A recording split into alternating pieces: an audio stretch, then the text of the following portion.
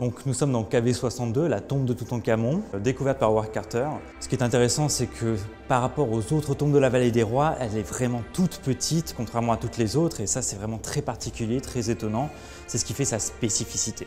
Et ensuite derrière moi, la chambre sépulcrale avec le sarcophage.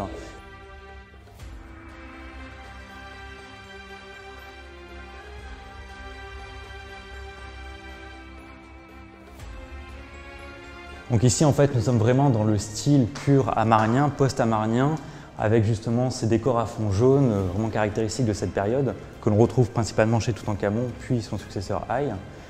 On voit justement que la tombe a été faite, la peinture a été faite un peu à la va-vite. On a quelques taches, notamment sur certaines parois, qui ont été laissées. Les textes, certains sont incomplets, donc ça c'est intéressant. Mais en tout cas, et surtout moi, ce que je trouve absolument fabuleux, c'est cette iconographie qui suit complètement, comme une bande dessinée, un rythme, partant du transport de la dépouille du souverain depuis sa momification jusqu'à son arrivée lui-même dans l'inframonde face au dieu Osiris, le dieu des morts.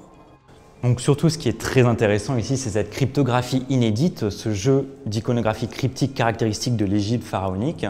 Donc c'est quelque chose qui vient juste d'être découvert, que j'ai découvert récemment, qui est en fait, vous voyez en fait sur cette représentation qui montre la première heure du livre de l'Amduat, ce livre funéraire contemporain de Toutankhamon. On voit en fait le dieu scarabée Khépri, le dieu qui pousse le soleil sur une barque traversant l'inframonde.